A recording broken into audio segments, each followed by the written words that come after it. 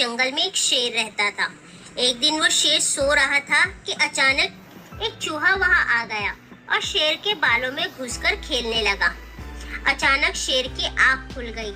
उसने चूहे को पकड़ लिया। चूहा डर गया।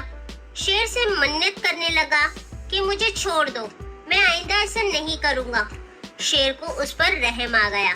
उसने चूहे को छोड़ दिया। चूहा जाते जाते शेर से कहने लगा कि मैं इस एहसान का बदला जरूर दूंगा। शेर हंस पड़ा। एक दिन कुछ शिकारी जंगल में आ गए। उन्होंने जाल डालकर शेर को पकड़ लिया।